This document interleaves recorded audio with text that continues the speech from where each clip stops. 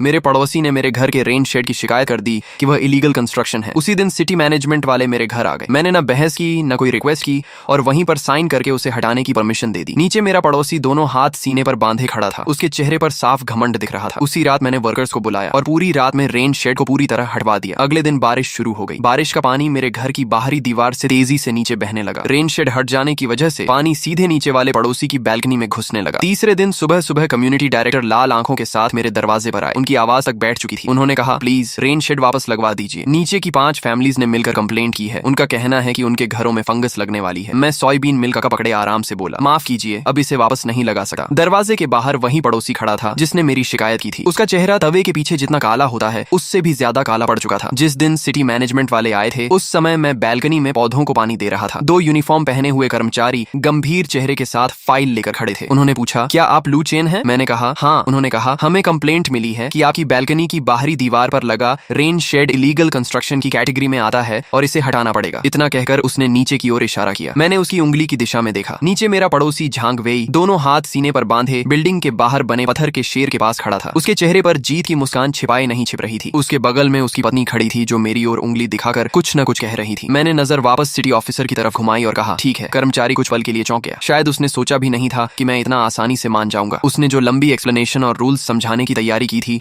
वह सब उसके गले में ही अटक गई। उसने पूछा, क्या कहा आपने? मैंने दोबारा कहा, मैं सहमत हूँ, डॉक्यूमेंट्स कहाँ हैं? मैं साइन कर देता हूँ। इस बार उसके पीछे खड़े युवा कर्मचारी भी हैरान रह गए। उन्होंने ऐसे बहुत से लोगों को देखा था जो इलीगल कंस्ट्रक्शन हटाने के नाम पर रोते चिल्लाते थे, लेकिन मेरी तरह सीधे मान जाने वाला शायद पहला इंसान था। टीम के लीडर ने जल्दी से फाइल से नोटिस निकाला और बोला, रूल्स के अनुसार आपको इसे खुद हटाने के लिए 3 दिन का समय दिया जाता है। अगर तय समय के भीतर नहीं हटाया गया तो हम फोर्सफुली इसे हटाएंगे। मैंने पेन लिया और नोटिस के नीचे अपना नाम लिख दिया। फिर बोला, 3 दिन की जरूरत नहीं है, मैं इसे आज रात ही हटा दूंगा। उसने कहा, सहयोग के लिए धन्यवाद। उनके जाने के बाद मैं वापस बैल्कनी में गया और अपनी ऑर्किड फ्लावर्स को पानी देने लगा। तभी नीचे से झांग वेई जोर से चिल्लाया, लू चेन, सुना ना? जल्दी से इसे हटाओ, पब्लिक रिसोर्सेज पर कब्जा मत करो। उसकी आवाज इतनी तेज थी कि आसपास टहल रहे कई बुजुर्ग भी हमारी तरफ देखने लगे। मैंने उसकी बात का कोई जवाब नहीं दिया। पौधों को पानी देने के बाद मैंने मोबाइल निकाला और सोसाइटी ओनर्स ग्रुप में जाकर ऑनेस्ट डेकोरेशन नाम के कॉन्टैक्ट को कॉल लगाया। हेलो, क्या आप मास्टर जो हैं? जी, बोल रहा हूँ। मैंने कहा, मैं बिल्डिंग 7 के फ्लैट 601 से लू चेन बोल रहा हूँ। मेरी बैल्कनी में एक रेन शेड है, उसे आज रात हटवाना है। क्या आप लोग वर्कर्स भेज सकते हैं? पैसे की चिंता मत कीजिए, मैं एक्स्ट्रा पेमेंट दूंगा। उसने तुरंत जवाब दिया, बिल्कुल कर सकते हैं। आज रात हमारे कुछ वर्कर्स खाली हैं, हम इसे पूरी तरह साफ करके हटाएंगे। कॉल खत्म करने के बाद मैं किचन में डिनर बनाने चला गया। झांग वेई का परिवार लगभग 6 महीने पहले ही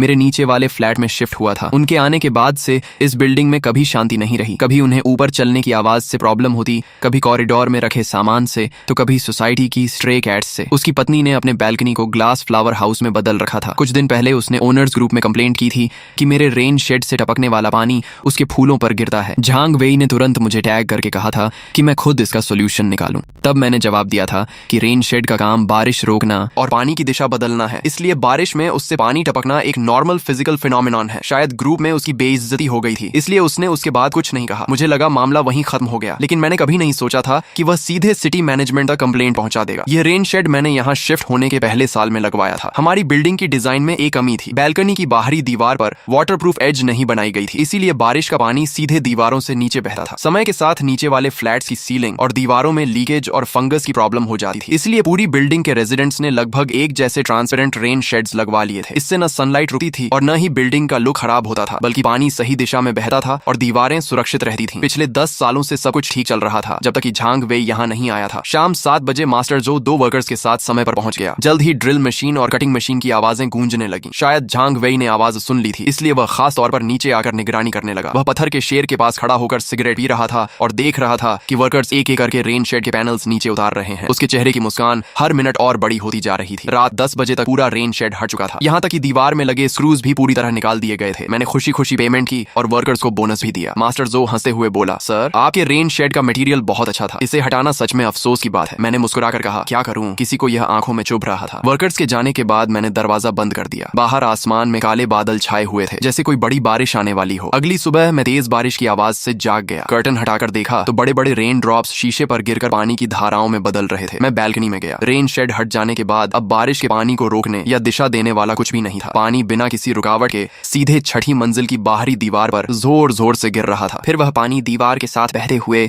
एक शानदार वाटर कर्टन बन गया और सीधा 5वीं मंजिल पर झांग वेई की बैल्कनी पर गिरने लगा। इस समय उसकी बैल्कनी ऊपर ऊपर की दीवार से आने वाले पूरे पानी का भार झेल रही थी। उसका बड़ी मेहनत से बनाया गया सनलाइट फ्लावर हाउस अब मूसलाधार बारिश का सामना कर रहा था। मैं कॉफी का कप उठाकर बैल्कनी के दरवाजे के पास खड़ा हो गया और चुपचाप यह सब देखने लगा। तभी नीचे से आवाज आई, अरे भगवान, ये क्या हो गया? झांग वेई, जल्दी आओ, बैल्कनी में पानी भर गया। झांग वेई गुस्से में चिल्लाया, साला, ये पानी झरने की तरह नीचे कैसे गिर रहा है? लू चेन, क्या ये सब तुम्हारी चाल है? मैंने उसकी तरफ बिल्कुल ध्यान नहीं दिया। आराम से कॉफी खत्म की, कमरे में जाकर कपड़े बदले और ऑफिस जाने की तैयारी करने लगा। जैसे ही मैंने दरवाजा खोला, देखा कि झांग वेई बाहर खड़ा मेरा रास्ता रोके हुए है। उसके पीछे उसकी पत्नी मोबाइल लेकर मेरे घर के दरवाजे की लगातार वीडियो बना रही थी। क्या तुमने ये जानबूझकर किया है? उसने गुस्से में पूछा। मैंने शांत स्वर में कहा, मिस्टर झांग, जो कहना है सीधे कहो, हाथ मत लगाना। उसने कहा, ठीक है, तो बताओ, मेरे घर की बैल्कनी में पानी भर गया है, क्या यह तुम्हारी वजह से हुआ? मैंने जवाब दिया, मेरे घर का रेन शेड इलीगल कंस्ट्रक्शन है, इसकी कंप्लेंट तुमने की थी। सिटी मैनेजमेंट ने उसे हटाने का ऑर्डर दिया और मैंने कानून का पालन करते हुए उसी रात उसे हटा दिया। अब बारिश हो रही है और पानी नीचे बह रहा है। यह एक नेचुरल फिनोमिनॉन है, इसमें मेरा क्या दोष है? मेरी बात सुनकर झांग वेई कुछ पल के लिए चुप हो गया, फिर बोला, तुम्हें पहले से पता था कि ऐसा होगा, तुमने जानबूझकर ऐसा किया है? मैंने कहा, मुझे सिर्फ इतना पता है कि मैंने अपने घर का इलीगल स्ट्रक्चर हटाया है, इससे तुम्हारा क्या नुकसान हुआ? वह चिल्लाया, मेरे फूल, मेरे सारे इंपोर्टेड म्यूजिकल इंस्ट्रूमेंट्स पानी में खराब हो गए। लू चेन, तुम्हें इसकी भरपाई करनी होगी। मैंने पूछा, कॉम्पेंसेशन किस आधार पर? क्या तुम्हारे पास कोई प्रूफ है कि तुम्हारे फूल मैंने खराब किए हैं? पानी का नीचे बहना ग्रेविटी लॉ है, इसके लिए तुम्हें न्यूटन को दोष देना चाहिए। झांग वेई गुस्से से कांप उठा, तुम बेकार की बहस कर रहे हो। मैंने कहा, कंप्लेंट पहले तुमने की थी, मैं तो सिर्फ कानून का पालन कर रहा हूँ। इतना कहकर मैंने अपना बैग उठाया और बाहर निकलने लगा। जरा रास्ता दो, मुझे ऑफिस जाना है। झांग वेई चिल्लाया, तुम कहीं नहीं जाओगे, जब तक यह मामला साफ नहीं होता तुम यहाँ से नहीं निकल सकते। मैंने कहा, तुम मेरी पर्सनल फ्रीडम रोक रहे हो, मैं अभी पुलिस को कॉल कर सकता हूँ। मैंने मोबाइल निकाला और उसकी तरफ कर दिया। जैसे ही उसने मेरी स्क्रीन पर 110 डायल स्क्रीन देखी, वह अनजाने में एक कदम पीछे हट गया, लेकिन उसकी पत्नी तुरंत आगे आकर उसके सामने खड़ी हो गई और मेरा रास्ता रोकते हुए बोली, पुलिस को कॉल करो। करो ना, अच्छा ही होगा, पुलिस आकर फैसला करेगी कि आखिर लोगों को इस तरह परेशान करने वाला कौन है। तभी सामने वाले घर का दरवाजा खुला और आंटी ली बाहर झांकने लगी। मेरे दरवाजे पर इतना हंगामा देखकर वह एक पल के लिए हैरान रह गई। झांग वेई की पत्नी को जैसे कोई सहारा मिल गया हो। वह तुरंत आंटी ली से रोते हुए बोली, बहन जी, आप ही फैसला कीजिए। इनके रेन शेड के हटे ही सारा बारिश का पानी हमारे घर में घुसने लगा। मेरे सारे फूल खराब हो गए और ये कोई जिम्मेदारी लेने को तैयार नहीं है। क्या यह जानबूझकर बदला लेना नहीं है? आंटी ली ने उसकी बात सुनकर कहा, जब यह रेन शेड लगा था तभी तो पानी रुकता था, तुम लोगों ने ही इसकी कंप्लेंट की थी। अब इसे हटा दिया गया है तो पानी नीचे ही आएगा ना। झांग वेई की पत्नी बोली, लेकिन सारा पानी हमारे घर में ही क्यों आए? आंटी ली ने जवाब दिया, तो फिर कहाँ जाएगा? आसमान में उड़ जाएगा क्या? यह सुनते ही झांग वेई के पास कोई जवाब नहीं बचा। मैं उनके पास से निकलकर लिफ्ट की तरफ चला गया। लिफ्ट का बटन दबाते समय मैंने देखा कि झांग वेई मेरी पीठ की तरफ उंगली दिखाकर अपनी पत्नी से कुछ कह रहा था। उसके चेहरे पर सिर्फ गुस्सा और नाराजगी थी। मुझे पता था कि यह मामला यहीं खत्म नहीं होगा, लेकिन मैंने यह नहीं सोचा था कि यह इतनी जल्दी और इतने अजीब तरीके से आगे बढ़ेगा। लगातार पूरे दिन बारिश होती रही। शाम को जब मैं ऑफिस से वापस सोसाइटी पहुंचा तो देखा कि बिल्डिंग के नीचे लोगों की भीड़ लगी हुई है। कम्युनिटी डायरेक्टर वांग भी वहां मौजूद थे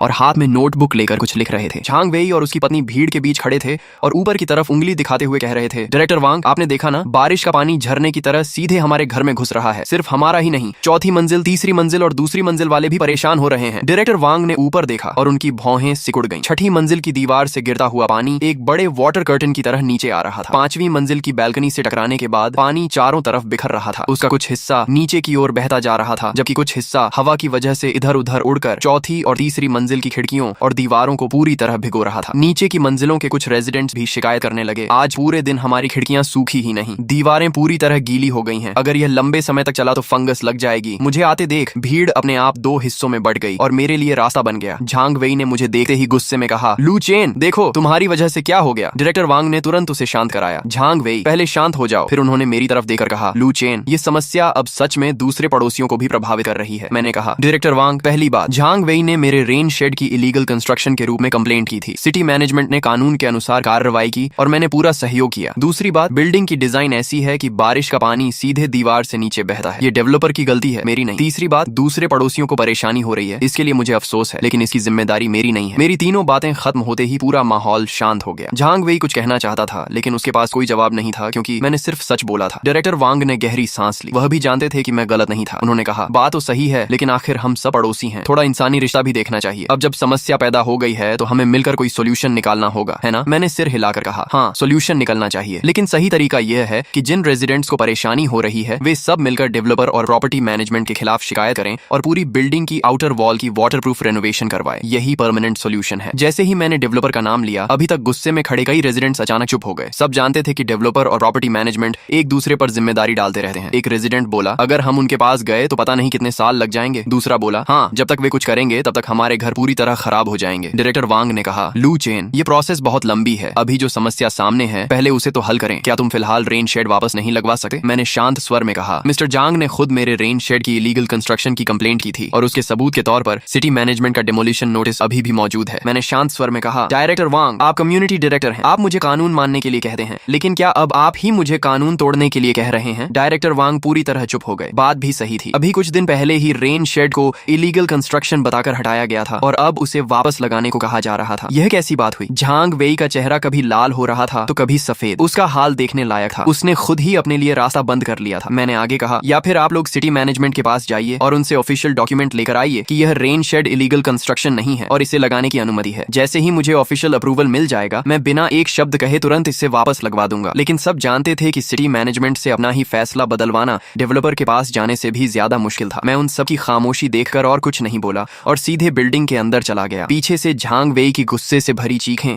और बाकी पड़ोसियों की नई शिकायतें सुनाई देती रहीं। उसी रात झांग वेई की अगुवाई में दूसरी, तीसरी, चौथी और पांचवी मंजिल के कुल 5 फैमिलीज की जॉइंट कंप्लेंट लेटर बिल्डिंग के नोटिस बोर्ड पर चिपका दी गई। उस कंप्लेंट लेटर में बड़े भावुक शब्दों में लिखा गया था कि फ्लैट 601 के मालिक लू चेन द्वारा रेन शेड हटाने की वजह से नीचे रहने वाले कई फैमिलीज वाटर डैमेज का शिकार हो गए हैं, दीवारें गीली हो गई हैं, प्रॉपर्टी को नुकसान पहुंचा है और कम्युनिटी तथा प्रॉपर्टी मैनेजमेंट से मांग की गई थी कि वे हस्तक्षेप करके लू चेन को पुरानी स्थिति बहाल करने का आदेश दें। झांग वेई ने खुद जिस आग को जलाया था, अब वही आग उसके और बाकी लोगों के घर तक पहुंच चुकी थी और मैं तो बस एक कानून का पालन करने वाला अच्छा नागरिक था। यह ड्रामा अब और भी दिलचस्प होता जा रहा था। उसी रात झांग वेई की अगुवाई में दूसरी, तीसरी, चौथी और पांचवी मंजिल के कुल 5 फैमिलीज की जॉइंट कंप्लेंट लेटर बिल्डिंग के नोटिस बोर्ड पर चिपका दी गई। कंप्लेंट लेटर में विस्तार से लिखा गया था कि फ्लैट 601 के मालिक लू चेन द्वारा रेन शेड हटाने के कारण नीचे रहने वाले रेजिडेंट्स को वाटर डैमेज, दीवारों में नमी और प्रॉपर्टी लॉस का सामना करना पड़ रहा है। साथ ही कम्युनिटी और प्रॉपर्टी मैनेजमेंट से मांग की गई कि लू चेन को रेन शेड दोबारा लगाने और स्थिति पहले जैसी करने का आदेश दिया जाए। झांग वेई ने खुद जिस आग को भड़काया था, अब वह उसी के सिर पर आ गिरी थी और मैं अब भी सिर्फ एक कानून मानने वाला नागरिक था। यह पूरा मामला पहले से कहीं ज्यादा मजेदार हो चुका था। जॉइंट कंप्लेंट लेटर की घटना शांत तालाब में फेंके गए पत्थर की तरह साबित हुई और पूरे सोसाइटी में हलचल मच गई। किसी ने उस लेटर की फोटो लेकर ओनर्स ग्रुप में भेज दी। फोटो ग्रुप में आते ही पूरा ग्रुप हंगामे से भर गया। एक रेजिडेंट ने लिखा, पहले खुद कंप्लेंट की, अब मिलकर वापस लगवाने की मांग कर रहे हैं, ये कैसा लॉजिक है? दूसरे ने लिखा, झांग वेई ने सच में अपने ही पैर पर कुल्हाड़ी मार ली। तीसरे ने कहा, मुझे तो नीचे रहने वाले फैमिलीज पर तरस आ रहा है, झांग वेई जैसा टीममेट मिला है तो नुकसान तो होना ही था। एक और रेजिडेंट बोला, सच कहूं तो लू चेन ने कुछ भी गलत नहीं किया, तुमने उसके रेन शेड की कंप्लेंट की, उसने उसे हटा दिया, सब कुछ पूरी तरह लीगल है। अब प्रॉब्लम पैदा हो गई तो उसकी जिम्मेदारी उस पर क्यों डाली जा रही है? एक और मैसेज आया, मैं लू चेन का सपोर्ट करता हूँ, ऐसे सेल्फिश नेबर्स को इसी तरह सबक मिलना चाहिए। ग्रुप में लगभग हर कोई मेरी तरफ था। झांग वेई और उसकी पत्नी बार बार अपनी सफाई देने की कोशिश कर रहे थे। उनका कहना था कि उन्होंने सिर्फ सोसाइटी के रूल्स और ऑर्डर को बनाए रखने के लिए कंप्लेंट की थी, उन्हें अंदाजा नहीं था कि मामला इतना बड़ा हो जाएगा। लेकिन कोई भी उनकी बात मानने को तैयार नहीं था। ग्रुप में तुरंत जवाब आया, जब कंप्लेंट की थी तभी उसके कॉन्सिक्वेंसेस के बारे में सोचना चाहिए था। किसी ने लिखा, तुम दोनों एडल्ट हो, अपने एक्शंस की रिस्पॉन्सिबिलिटी खुद लो। एक और रेजिडेंट ने लिखा, बहाने बनाना बंद करो, सबकी आंखें खुली हुई हैं, असली वजह सिर्फ इतनी थी कि रेन शेड से गिरने वाला पानी तुम्हारे फूलों पर पड़ रहा था। फिर किसी ने लिखा, इतने सेल्फिश होने के बाद भी खुद को अच्छा इंसान साबित करने की कोशिश कर रहे हो। कुछ ही देर में झांग वेई और उसकी पत्नी को ग्रुप में इतनी आलोचना झेलनी पड़ी कि वे पूरी तरह चुप हो गए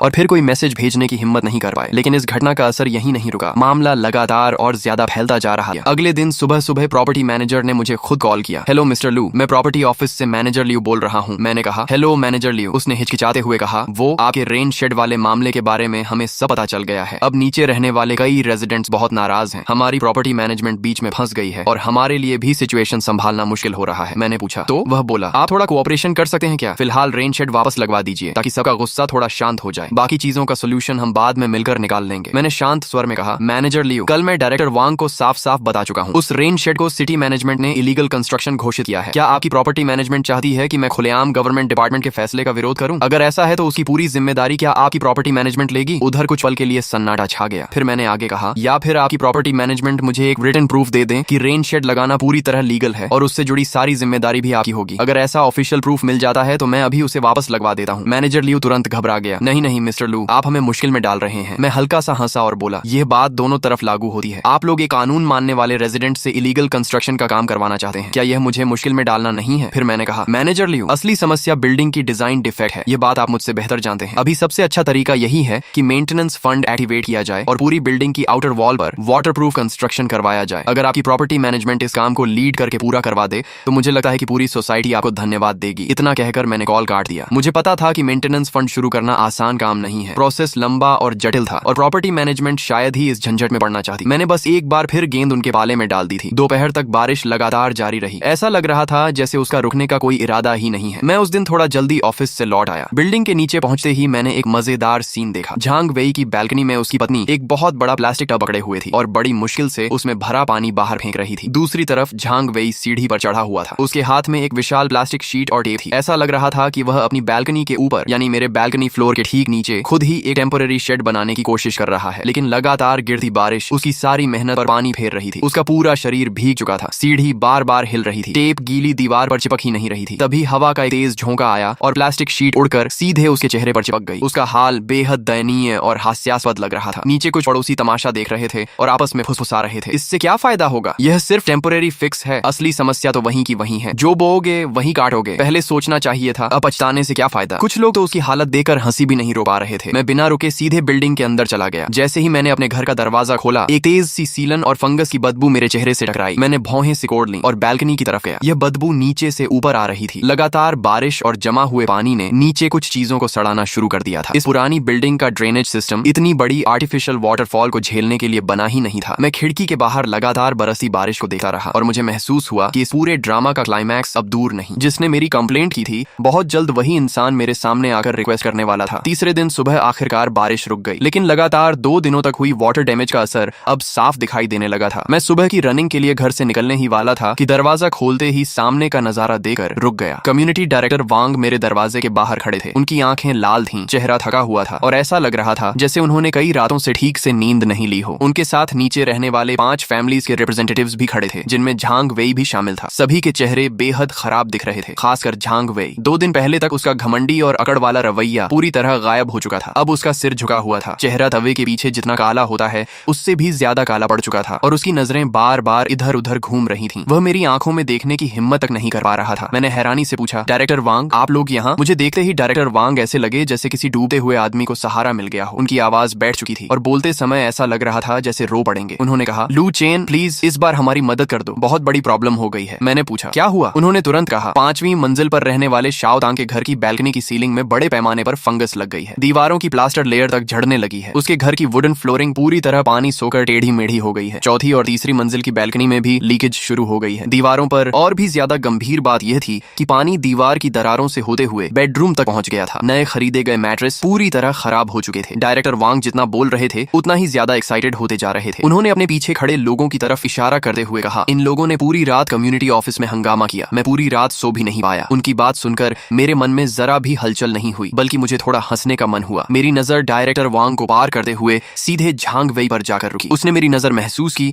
और तुरंत अपना सिर और नीचे झुका लिया। मैंने हाथ में पकड़ी हुई सोयाबीन मिल्क का एक घूंट लिया और आराम से कहा, इतनी गंभीर बात है क्या? मेरी शांति और डायरेक्टर वांग की बेचैनी के बीच साफ अंतर दिखाई दे रहा था। हाँ, डायरेक्टर वांग लगभग विनती करते हुए बोले, लू चेन, इस बार मेरी बात मान लो। रेन शेड वापस लगवा दो। पहले इस पानी को रोको, इसे नीचे बहना बंद करना होगा। मैंने सोयाबीन मिल्क नीचे रखी और उनकी आंखों में देखते हुए एक एक शब्द साफ बोलते हुए कहा, इलीगल कंस्ट्रक्शन है, नहीं लगा सकता। ये 6 शब्द ऐसे थे जैसे किसी ने डायरेक्टर वांग के सिर पर ठंडे पानी की बाल्टी उड़ेल दी हो। उनके चेहरे का सारा रंग एक पल में उड़ गया। लेकिन अभी सिचुएशन अलग है, उन्होंने कमजोर आवाज में कहा। मैंने तुरंत जवाब दिया, सिचुएशन चाहे जैसी भी हो, कानून नहीं तोड़ा जा सकता। आप कम्युनिटी ऑफिसर हैं, आपको तो सबसे ज्यादा लॉ की रिस्पेक्ट करनी चाहिए। इस बार डायरेक्टर वांग पूरी तरह चुप हो गए। उनके पास कोई जवाब नहीं बचा था। तभी अब तक खड़ा झांग वेई धीरे धीरे आगे बढ़ा और मेरे सामने आकर रुक गया। उसने सिर उठाया। उसकी आंखें लाल थीं, उनमें ब्लड वेसल्स साफ दिखाई दे रही थी। उसके होंठ कांप रहे थे जैसे वह कोई बहुत मुश्किल फैसला लेने वाला हो। भाई लू, उसने कहा। उसने पहली बार मुझे भाई कहकर बुलाया था। मैंने पूछा, क्या बात है? झांग वेई ने गहरी सांस ली और बोला, इस बार गलती मेरी थी। मैं सेल्फिश था, मैं बेवकूफ था, मुझे कंप्लेंट नहीं करनी चाहिए थी। मैं माफी मांगता हूँ। इतना कहकर उसने मेरे सामने गहरा झुकर बो किया। उसके पीछे खड़ी उसकी पत्नी ने भी धीमी आवाज में कहा, सॉरी। ये सीन देखकर आसपास खड़े सभी लोग शांत हो गए। झांग वेई ने फिर कहा, भाई लू, आप बड़े दिल वाले इंसान हैं, मेरी गलती को दिल पर मत लीजिए। देखिए, मेरा नुकसान भी कम नहीं हुआ है। मेरे सारे फूल खत्म हो गए, फ्लोर भी खराब हो गया। कृपया रेन शेड वापस लगवा दीजिए। जितना खर्च आएगा मैं दूंगा, डबल पेमेंट दूंगा। मैंने सिर हिलाया। यह पैसों का सवाल नहीं है, यह प्रिंसिपल का सवाल है। तुमने ही मुझे एक कानून का पालन करने वाला अच्छा नागरिक बनाया है। अब मैं सिर्फ अपने अच्छे नागरिक वाले प्रिंसिपल पर कायम हूँ। मेरी यह बात सीधे झांग वेई के दिल में तीर की तरह जाकर लगी। उसके चेहरे की आखिरी बची हुई रंगत भी गायब हो गई। उसे समझ आ गया था कि मैं पैसे के लिए यह सब नहीं कर रहा। मैं सिर्फ चाहता था कि वह अपने किए की कीमत चुकाए और ऐसी कीमत चुकाए कि शिकायत भी न कर सके। लेकिन झांग वेई की सार्वजनिक माफी के बाद भी यह ड्रामा खत्म नहीं हुआ। उल्टा अब यह लड़ाई सिर्फ मेरे और झांग वेई के बीच नहीं रही थी, बल्कि मेरे और नीचे रहने वाले सभी रेजिडेंट्स के बीच बदल चुकी थी। जब लोगों ने देखा कि मैं न दबाव में आ रहा हूँ और न रिक्वेस्ट में, तो डायरेक्टर वांग और ज्यादा परेशान हो गए। पीछे खड़े कुछ रेजिडेंट्स भी खुद को रोक नहीं पाए। एक रेजिडेंट बोला, मिस्टर लू, बात ऐसे नहीं होती। अब नुकसान सिर्फ 5वीं मंजिल वाले को नहीं हुआ है, हम सबको नुकसान हो रहा है। सिर्फ इसलिए कि आपका 5वीं मंजिल वाले से झगड़ा है, आप हम सबको भी परेशान नहीं कर सकते। दूसरा बोला, हाँ, हमने तो आपका कुछ बिगाड़ा भी नहीं। मैंने शांत स्वर में जवाब दिया। जब झांग वेई ओनर्स ग्रुप में चिल्ला कर मेरी कंप्लेंट करने की बात कर रहा था, तब तुम में से कोई भी मेरे लिए एक शब्द बोलने नहीं आया था। अब जब आग खुद के घर तक पहुंच गई है, तब दर्द महसूस हो रहा है। मैं आगे बोला, हम सब एक ही बिल्डिंग में रहते हैं, हर कोई जानता है कि वह रेन शेड किस काम के लिए लगाया गया था। तुम लोगों को सच्चाई पहले से पता थी। अब जब तमाशा तुम्हारे अपने घर तक पहुंच गया है, तो कैसा लग रहा है? माहौल अचानक बहुत असहज हो गया। डायरेक्टर वांग ने जल्दी से बीच बचाव करने की कोशिश की। लू चेन, गुस्सा मत करो, सब लोग परेशान हैं। देखो, ऐसा करते हैं, कम्युनिटी ऑफिस इस मामले की जिम्मेदारी लेता है। तुम पहले रेन शेड वापस लगवा दो। अगर सिटी मैनेजमेंट पूछेगा तो हम कह देंगे कि ये इमरजेंसी मेजर था, उसकी एक्सप्लेनेशन हम देंगे। अब तो मान जाओ। ये सुनकर मुझे महसूस हुआ कि उन्होंने मुझे पीछे हटने का एक रास्ता दिया है, लेकिन मैं पीछे क्यों हटा? ड्रामा अभी आधा ही हुआ था। मैंने मुस्कुराकर कहा, डायरेक्टर वांग, आपकी भावना की मैं रिस्पेक्ट करता हूँ, लेकिन डिमोलिशन नोटिस अभी भी मौजूद है। सिटी मैनेजमेंट के रिकॉर्ड्स में भी इसकी एंट्री होगी। अगर आपकी कम्युनिटी ऑफिस एक्सप्लेनेशन देने जाएगी तो किस आधार पर देगी? ये कहकर कि अचानक बारिश ज्यादा हो गई थी। अगर सिटी मैनेजमेंट वेरिफिकेशन के लिए मुझे कॉल कर दे तो मैं क्या कहूंगा? यह कि मैंने खुद रेन शेड लगाया, या यह कि कम्युनिटी ऑफिस ने मुझे मजबूर किया? अगर सिटी मैनेजमेंट इसे दोबारा इलीगल कंस्ट्रक्शन मानकर फाइन लगा दे तो वह फाइन कौन देगा, मैं या कम्युनिटी ऑफिस? मेरे लगातार पूछे गए इन सवालों ने डायरेक्टर वांग को फिर से चुप कर दिया। वह जानते थे कि इस मामले का कोई आसान सोल्यूशन नहीं था। कम्युनिटी ऑफिस के पास न लॉ एनफोर्समेंट पावर थी और न ही किसी दूसरे गवर्नमेंट डिपार्टमेंट के फैसले को बदलने का अधिकार। तभी तीसरी मंजिल वाली आंटी अचानक फट पड़ी। उन्होंने उंगली दिखाकर कहा, यह भी नहीं चलेगा, वह भी नहीं चलेगा। आखिर तुम चाहते क्या हो? क्या तुम सच में चाहते हो कि हम सबके घर फंगस से भर जाएं? फिर गुस्से में बोली, तुम बहुत बुरे इंसान हो। मैंने ठंडे स्वर में कहा, अपनी भाषा का ध्यान रखिए। शुरू से लेकर अब तक मैंने कोई गलती नहीं की। मैंने रूल्स फॉलो किए और इलीगल कंस्ट्रक्शन हटाया। अब बिल्डिंग डिजाइन डिफेक्ट की वजह से आपको नुकसान हो रहा है और आप उसकी सारी जिम्मेदारी एक कानून मानने वाले नागरिक पर डालना चाहते हैं। बताइए, गलत कौन है? मेरी बात सुनकर वह आंटी एक कदम पीछे हट गईं। उनके पास जवाब नहीं था, लेकिन वह फिर भी बड़बड़ाती रहीं। तभी दूसरी मंजिल के एक रेजिडेंट ने चश्मा ठीक करते हुए कहा, मिस्टर लू, हम लॉजिक की बात करते हैं। अगर हम डेवलपर के खिलाफ लीगल प्रोसेस शुरू करते हैं तो बहुत समय लगेगा। आपको रेन शेड वापस लगाने में कंसर्न है, तो क्या कोई तीसरा रास्ता नहीं है? मैंने उसे देखा और पहली बार मुझे लगा कि यहाँ कोई सोचने समझने वाला इंसान भी है। मैंने कहा, है। ये सुनते ही सभी की नजरें मुझ पर टिक गईं। मैंने धीरे से कहा, तुम लोग खुद सिटी मैनेजमेंट के पास जाओ और उनसे परमिशन मांगो कि रेन शेड वापस लगाने की अनुमति दी जाए। मेरी बात खत्म होते ही पूरा माहौल एकदम शांत हो गया। सभी लोग स्तब्ध रह गए, क्योंकि इसका मतलब था कि उन्हें खुद स्वीकार करना पड़ेगा कि पहले कंप्लेंट करना गलती थी और अब वही गलती ठीक करवाने के लिए गवर्नमेंट डिपार्टमेंट के सामने हाथ जोड़ने पड़ेंगे। झांग वेई का चेहरा अब काले रंग से भी आगे निकल चुका था। वह लगभग राख जैसा ग्रे पड़ गया था। यह प्रपोजल उसके लिए किसी टॉर्चर से कम नहीं था। पहले उसी ने कंप्लेंट की, सिटी मैनेजमेंट ने रेन शेड हटवा दिया और अब उसी को लीड पर्सन बनकर सिटी मैनेजमेंट से रेन शेड वापस लगाने की रिक्वेस्ट करनी पड़ेगी। यह उसके लिए पूरी तरह से इज्जत खो देने वाली बात थी। यह काम करेगा? किसी ने हिचकिचाते हुए पूछा। मैंने कंधे उचकाए और कहा, काम करेगा या नहीं यह कोशिश करने के बाद ही पता चलेगा, लेकिन फिलहाल यही एकमात्र रास्ता है। अब आप लोग आपस में बैठकर फैसला कर लीजिए। इतना कहकर मैंने जोर से दरवाजा बंद कर दिया। बाहर खड़े लोगों के लिए सारी प्रॉब्लम्स छोड़कर मैं अंदर वापस चला गया। मुझे पता था कि उनके पास अब कोई दूसरा विकल्प नहीं बचा था, क्योंकि हर बीतते मिनट के साथ उनका नुकसान और बढ़ता जा रहा था। दिन सुबह डायरेक्टर वांग एक नई तैयार की गई सिचुएशन रिपोर्ट और टेम्पोरेरी रेस्टोरेशन एप्लीकेशन लेकर फिर मेरे घर आ पहुंचे। एप्लीकेशन में बिल्डिंग डिजाइन डिफेक्ट, बारिश का पानी अंदर घुसने की समस्या और नीचे रहने वाली 5 फैमिलीज के नुकसान का पूरा विवरण लिखा हुआ था। शब्दों में सच्ची विनती झलक रही थी। साथ ही हर फैमिली की बैल्कनी की खराब हालत वाली फोटोज भी अटैच थी। सबसे नीचे 5 हाउस ओनर्स के साइन और लाल रंग के फिंगरप्रिंट्स लगे हुए थे। उनमें सबसे ऊपर झांग वेई का नाम साफ दिखाई दे रहा था। डायरेक्टर वांग ने उम्मीद भरी नजर से मुझे देखते हुए कहा, लू चेन, जरा देखो, अब ये ठीक है ना? मैंने एप्लीकेशन ली और ध्यान से पढ़ी। सच कहूं तो इसे काफी अच्छी तरह लिखा गया था। पूरे डॉक्यूमेंट में उन्होंने खुद को बिल्डिंग डिजाइन डिफेक्ट का विक्टिम बताया था और रेन शेड लगाने को एकमात्र इमरजेंसी सेल्फ रेस्क्यू मेजर घोषित किया था। पूरा पढ़ने के बाद मैंने सिर हिलाया और कहा, ठीक है, लेकिन यह एप्लीकेशन आप लोगों को और खास तौर पर मिस्टर झांग वेई को खुद सिटी मैनेजमेंट डिपार्टमेंट में जाकर जमा करनी होगी। डायरेक्टर वांग कुछ पल के लिए चुप रह गए। मैंने आगे कहा, जिसने गांठ बांधी है वही उसे खोलेगा। कंप्लेंट किसने की थी? झांग वेई ने, इसलिए एप्लीकेशन भी वही देगा। तभी आपकी सिंसियरिटी दिखाई देगी और सिटी मैनेजमेंट वालों को भी पूरी घटना शुरू से अंत तक समझ में आएगी। फिर मैंने साफ कहा, अगर आप लोग खुद जाकर ये एप्लीकेशन नहीं देंगे तो इसका कोई मतलब नहीं है। डायरेक्टर वांग ने गहरी सांस ली और कहा, ठीक है, हम जाएंगे, अभी चलते हैं। झांग वेई, तुम्हें भी चलना होगा। झांग वेई ने सिर झुका लिया। वह बिल्कुल ऐसे लग रहा था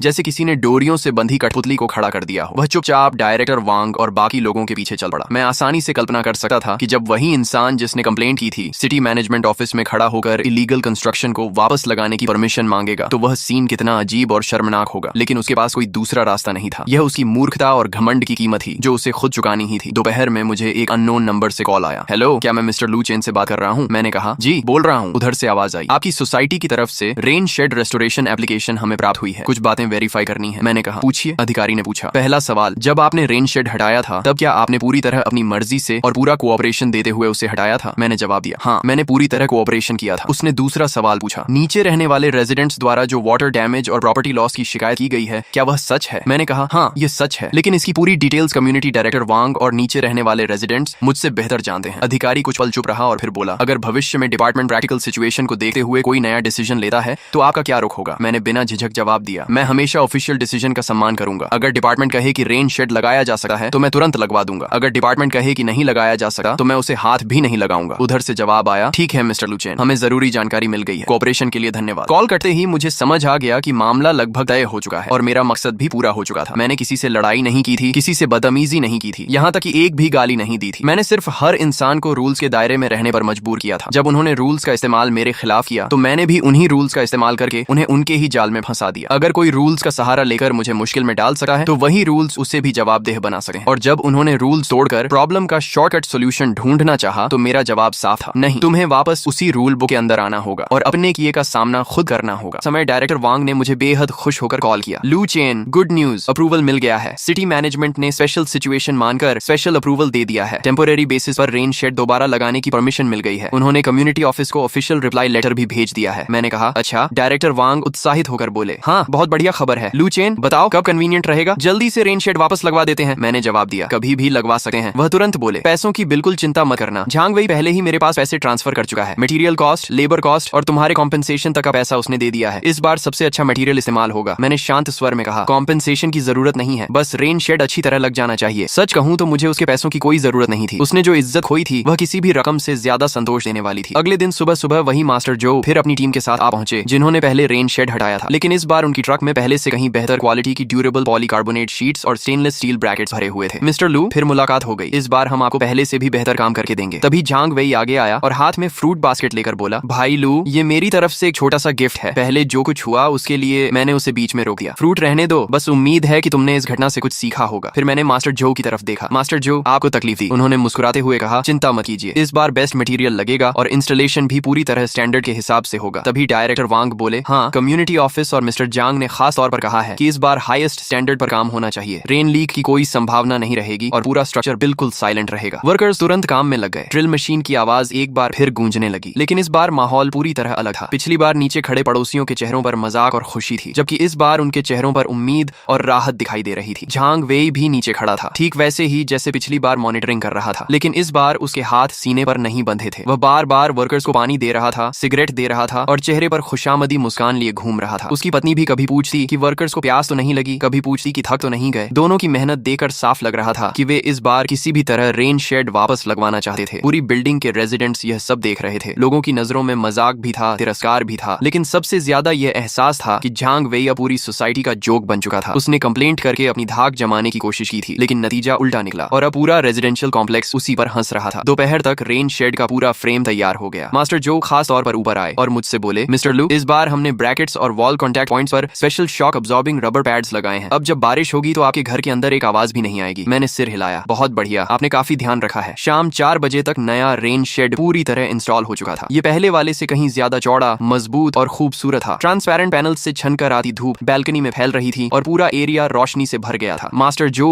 और उनकी टीम ने कंस्ट्रक्शन वेस्ट का एक एक टुकड़ा साफ कर दिया। उसके बाद डायरेक्टर वांग और जांग वेई ऊपर आकर फाइनल इंस्पेक्शन करने लगे। डायरेक्टर वांग ने चारों तरफ देखकर कहा, शानदार, सच में बहुत शानदार। जांग वेई ने सावधानी से पूछा, भाई लू, अब आप संतुष्ट हैं? मैंने बैल्कनी की तरफ नजर डाली और कहा, हाँ ठीक है। वह कुछ झिझका, फिर बोला, तो पहले जो नुकसान हुआ था, मैंने सीधे जवाब दिया, वह तुम्हारे और डेवलपर के बीच का मामला है, उसका मुझसे कोई संबंध नहीं है। झांग वेई का चेहरा एक पल के लिए जम गया, लेकिन उसने तुरंत सिर हिलाया। हाँ हाँ, आप सही कह रहे हैं। अब उसमें एक शब्द भी बहस करने हिम्मत नहीं बची थी। एक रेन शेड से शुरू हुई यह पूरी जंग आखिरकार यहीं आकर खत्म हुई और मैं जीता था। साफ सुथरे तरीके से जीता था, लॉजिक और रूल्स के साथ जीता था। मैंने किसी को भी मेरे खिलाफ एक भी बहाना पकड़ने का मौका नहीं दिया। मैंने बस उन्हें यह सिखाया कि रिस्पेक्ट क्या होती है और रूल्स का मतलब क्या होता है। सभी लोगों के जाने के बाद मैं नए रेन शेड के नीचे खड़ा होकर नीचे झांग वेई की बैल्कनी की बर्बाद हालत को देख रहा था। मैं जानता था, मुझे पता था कि आज के बाद मेरे आसपास काफी शांति रहने वाली है। रेन शेड दोबारा लगने के तीसरे दिन प्रॉपर्टी मैनेजर लियू ने मुझे फिर कॉल किया। इस बार उसकी आवाज पहले से भी ज्यादा विनम्र थी, यहाँ तक कि उसमें थोड़ी खुशामद भी झलक रही थी। मिस्टर लू, क्या आप घर पर हैं। बिल्डिंग रिपेयर प्रोजेक्ट के बारे में एक नई प्रोग्रेस हुई है। मैंने कहा ठीक है बताइए। वह उत्साह से बोला, आपने जो सजेशन दिया था वह बिल्कुल सही था। प्रॉब्लम की जड़ सचमुच बिल्डिंग डिजाइन में ही थी। कम्युनिटी ऑफिस और प्रॉपर्टी मैनेजमेंट की जॉइंट मीटिंग के बाद और अधिकांश रेजिडेंट्स की राय लेने के बाद हमने officially major repair fund activate करने का फैसला किया है। बिल्डिंग नंबर 7 की पूरी आउटर वॉल पर कॉम्प्रिहेंसिव वाटर प्रूफिंग और ड्रेनेज सिस्टम रेनोवेशन किया जाएगा। ये खबर सच में मेरी उम्मीद से बाहर थी। मुझे लगा था कि प्रॉपर्टी मैनेजमेंट हमेशा की तरह जिम्मेदारी टालती रहेगी, लेकिन उन्होंने इतनी जल्दी फैसला कर लिया। मैंने कहा इतनी जल्दी? मैनेजर लियू हंस पड़ा। जल्दी कहाँ हुई? इस बार आपके रेन शेड वाले मामले का इम्पैक्ट बहुत बड़ा हो गया। अब सिर्फ आपकी बिल्डिंग के रेजिडेंट्स ही नहीं, दूसरी बिल्डिंग्स के रेजिडेंट्स भी चिंता करने लगे हैं। सब लोग हमसे हिडन रिस्क चेक करने की मांग कर रहे हैं। हम पर भी बहुत प्रेशर है। इसीलिए हमने सोचा कि प्रॉब्लम्स एक एक करके सामने आने का इंतजार करने से बेहतर है कि सब कुछ एक साथ सॉल्व कर दिया जाए। मैंने पूछा तो मुझे क्या करना होगा? उसने कहा प्रोसीजर के मुताबिक मेजर रिपेयर फंड शुरू करने के लिए 2/3 से ज्यादा ओनर्स के साइन चाहिए। कल नीचे सिग्नेचर कैंपेन होगा। उम्मीद है आप भी आकर सपोर्ट करेंगे। मैंने बिना सोचे कहा कोई प्रॉब्लम नहीं। आखिर ये सिर्फ मेरे लिए नहीं, पूरी बिल्डिंग के लिए अच्छी बात थी। अगले दिन जब मैं साइन करने नीचे गया तो नोटिस बोर्ड के सामने लोगों की भीड़ लगी हुई थी। सिर्फ हमारी बिल्डिंग के लोग ही नहीं, दूसरी बिल्डिंग्स के रेजिडेंट्स भी खबर सुनकर आ गए थे। प्रॉपर्टी मैनेजमेंट और कम्युनिटी ऑफिस के स्टाफ फॉर्म्स बांट रहे थे और प्रोजेक्ट की डिटेल्स समझा रहे थे। मैंने झांग वेई और उसकी पत्नी को देखा। दोनों सबसे पहले साइन करने वालों में थे। मुझे देखते ही झांग वेई भीड़ से निकलकर मेरे पास आया। भाई लू, आप भी आ गए। उसका रवैया अब डर से बदलकर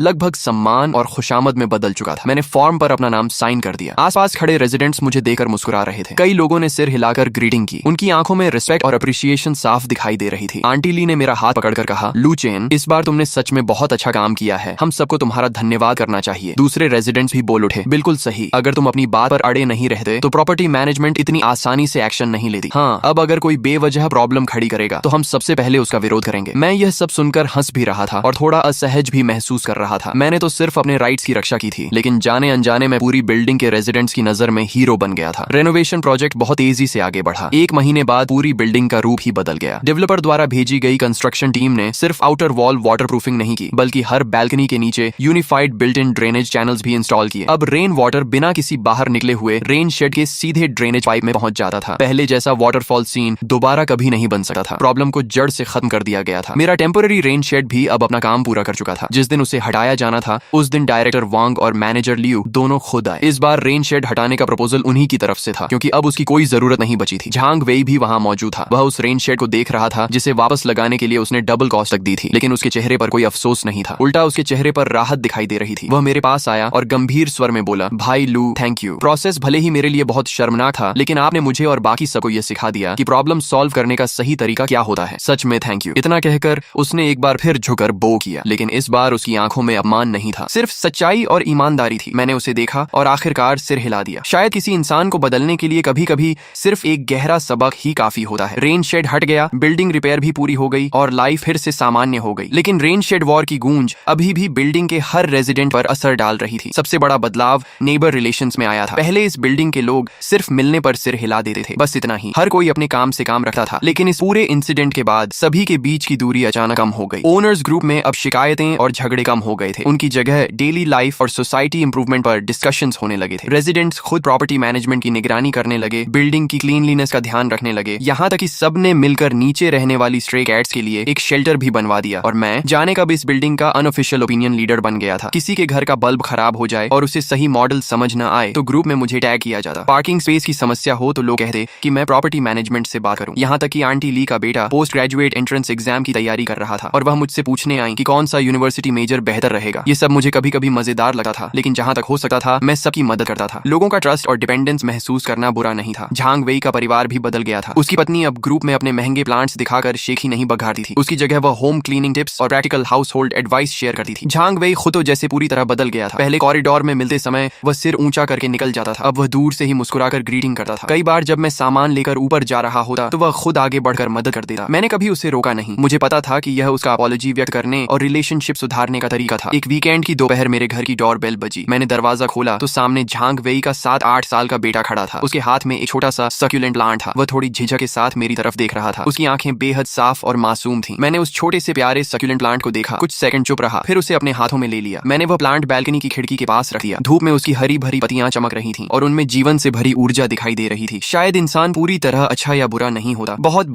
बार इंसान बुरा नहीं होता, बल्कि उसकी आंखों पर मूर्खता, घमंड और स्वार्थ का पर्दा पड़ जाता है। जब ये चीजें किसी जोरदार झटके से टूटती हैं, तब उनके पीछे छिपा हुआ एक ऐसा दिल सामने आ सकता है जो ग्रेटिट्यूड समझता हो और अपनी गलतियां सुधारना जानता जानता हो, लेकिन जाहिर है हर कोई इस तरह की हार्मनी देकर खुश नहीं होता। बाद में सिटी मैनेजमेंट डिपार्टमेंट ने हमारी सोसाइटी की सभी बिल्डिंग्स में इलीगल कंस्ट्रक्शन इंस्पेक्शन शुरू कर दी। दूसरी बिल्डिंग्स में भी कई अलग अलग डिजाइन और साइज वाले रेन शेड लगे हुए थे। उनमें से काफी लोगों को रेक्टिफिकेशन नोटिस मिल गया। कुछ ही दिनों में पूरी सोसाइटी में शिकायतों की बाढ़ आ गई। ओनर्स ग्रुप में किसी ने मैसेज लिखा, सब उस बिल्डिंग नंबर 7 वाले लू चेन की वजह से हुआ है। बेवजह मामला बढ़ाया। अब सिटी मैनेजमेंट को बुला लिया। उसकी वजह से अब हमें भी अपने रेन शेड हटाने पड़ेंगे। लेकिन यह मैसेज आते ही लोग उस पर टूट पड़े। एक रेजिडेंट ने तुरंत जवाब दिया, तुम्हें लॉजिक नाम की चीज पता भी है? शुरू से आखिर तक विक्टिम लू चेन था। कंप्लेंट उसी के खिलाफ हुई थी। दूसरे ने लिखा, बिल्कुल, अगर लू चेन अपनी बात पर अड़ा नहीं रहता तो क्या आज हमें इतनी अच्छी बिल्डिंग मिलती? क्या प्रॉपर्टी मैनेजमेंट इतनी जल्दी एक्शन लेती? तीसरे ने लिखा, इतने एहसान के बाद भी शिकायत कर रहे हो, ये तो सीधी सीधी इनग्रेटिट्यूड है। फिर किसी ने ताना मारा, इतनी ही हिम्मत है तो तुम भी किसी की कंप्लेंट करके देख लो, फिर पता चल जाएगा आखिर में नुकसान किसका होता है। एक और रेजिडेंट ने लिखा, खुद कुछ नहीं किया और अब खड़े होकर बातें बना रहे हो। कुछ ही मिनटों में वह शिकायत करने वाला रेजिडेंट पूरे ग्रुप के निशाने पर आ गया। उसे इतनी आलोचना झेलनी पड़ी कि उसने दोबारा एक शब्द भी बोलने की हिम्मत नहीं की। मैं मोबाइल की स्क्रीन देखता रहा, फिर हल्का सा मुस्कुराया और ग्रुप चैट बंद कर दी। दुनिया में हमेशा कुछ ऐसे लोग रहेंगे जो सही और गलत का फर्क नहीं समझते। ऐसे लोगों की बातों को दिल पर लेने की जरूरत नहीं होती। मुझे बस अपनी जिंदगी की रक्षा करनी थी और उन लोगों की कद्र करनी थी जो रिस्पेक्ट, ग्रेटिट्यूड और सही प्रिंसिपल्स को समझते हैं। मेरे लिए इतना ही काफी था। दोस्तों, यहीं पर इस मानवा की कहानी समाप्त होती है। अगर आपको ये स्टोरी पसंद आई हो और आप ऐसी ही नई मानवा एनिमे रिकैप्स और अमेजिंग स्टोरीज देखना चाहते हैं तो अभी इट्स युवा को सब्सक्राइब जरूर करें। अगली नई और रोमांचक कहानी के साथ फिर मिलेंगे। धन्यवाद।